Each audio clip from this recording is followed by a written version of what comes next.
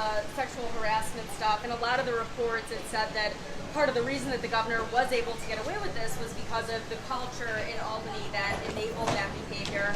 We also know that it's not just the governor. There's been other politicians, not only in New York, but across the country, who face similar allegations. What do you think needs to change from a cultural perspective in government that we don't keep seeing cases like this? Well, let's face facts. The governor was a dictator. The governor ran our state government by fear and punishment.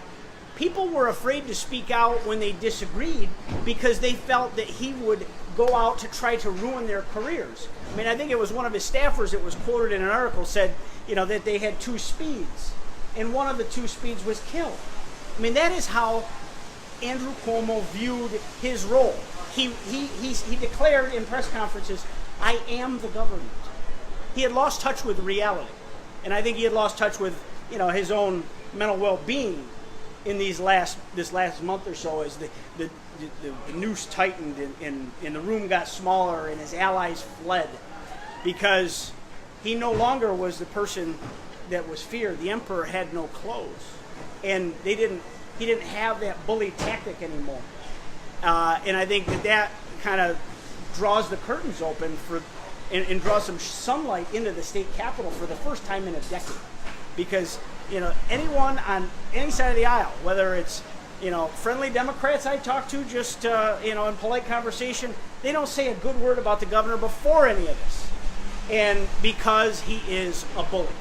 And now that bully's been defeated, and we are going to move on. But we have major disagreements on public policy, major disagreements on the future of the state, and that's what we're going to continue to do.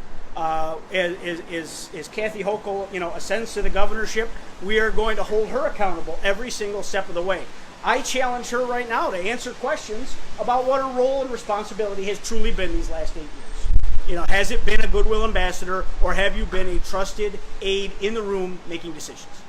You talked about accountability, yet Tom Reed, who admitted to sexual harassment, has been allowed to finish out his term. Where's the outrage on the Republican side about that? He gave up his entire political career. The man was running for governor, and he announced he wasn't seeking re-election. He's basically disappeared from the public dialogue, and he was someone that star was on the rise. If Tom Reed had resigned, the district would just have sat empty for the next year, and the constituents of that district would not have a vote in Congress. So I don't. This is a total apples and oranges scenario. But there's someone within 72 hours of being accused of something admitted to it. I still don't see an admission out of Andrew Cuomo. I watched that soliloquy he delivered today, that monologue he carried on and on about all the great he did and how maybe generationally he made people feel uncomfortable, and he was sorry for that, but not sorry that I, touched people inappropriately. He didn't admit to the things that he's basically been proven to have done. So I think the governor has been a wild hypocrite this whole way. And now he's gotten his comeuppance. Any other questions? Thanks, everybody, for coming out today. Really appreciate it.